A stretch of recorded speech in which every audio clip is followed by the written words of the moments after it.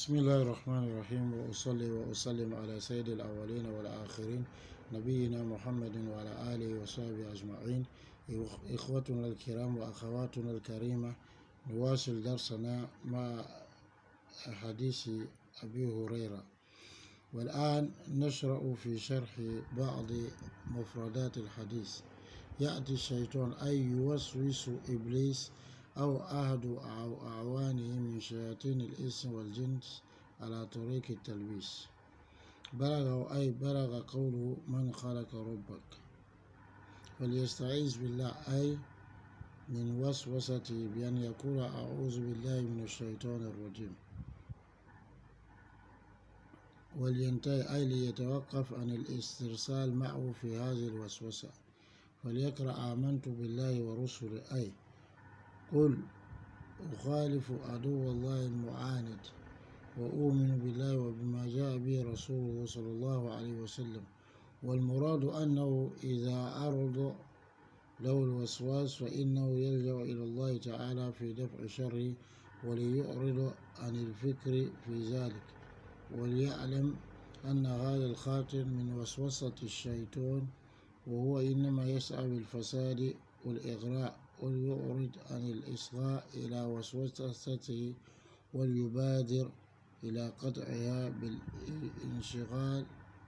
بالاشتغال بغيرها، حتى يقولوا هذا الله خالق كل شيء فمن خلق الله، فيصل بهم التساؤل إلى أن يقولوا ذلك، وهذا تساؤل باطل بالبداهة، لأن كون الله تعالى خالقا غير مخلوق أمر ضروري، فالسؤال عنه تعنت. Donc, alhamdulillah, nous continuons avec notre cours du hadith. On voit à présent l'explication des mots-clés du hadith. On dit le diable vient à l'un d'entre vous, c'est-à-dire que le diable lui-même en personne vous fait une insufflation, ou bien l'un de ses acolytes parmi les diables, les êtres humains et les djinns, donc par la voie de l'insufflation, par la voie de la ruse, donc vient à vous.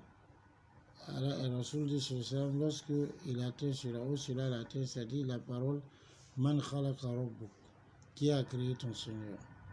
Lorsque ça atteint, Falyasta'iz billah, qui demande protection auprès d'Allah contre l'insufflation du diable, c'est-à-dire qu'ils disent A'udhu billahi minash shaitanir rajim, je demande protection auprès d'Allah contre le diable lapidé.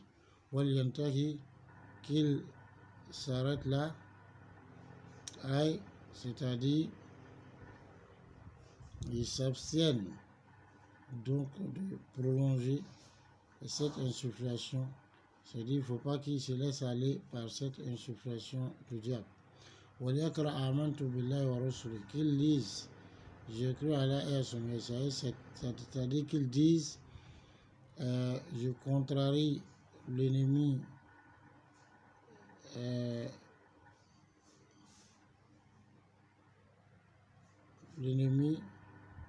invétéré d'Allah, et je crois à Allah subhanahu wa ta'ala et à ce qui a été, ce avec quoi le messager d'Allah sur la scène est venu. L'objectif, c'est que lorsque le diable nous expose cette insufflation, donc on doit avoir pour repère et pour recours à Allah subhanahu wa ta'ala dans le repoussement de ce mal, et on doit se détourner de cette pensée ou de penser à cela, et de savoir que cela fait partie des insufflations du diable. Or le diable, lui, tout son effort, c'est de semer le désordre, la corruption, l'égarement.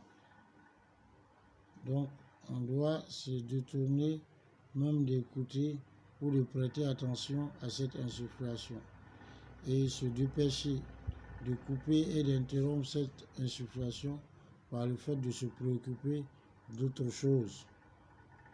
Alors, le hadith, Rasoul dit jusqu'à ce qu'ils disent voici Allah a créé, Allah est le créateur de toutes choses, qui a créé Allah.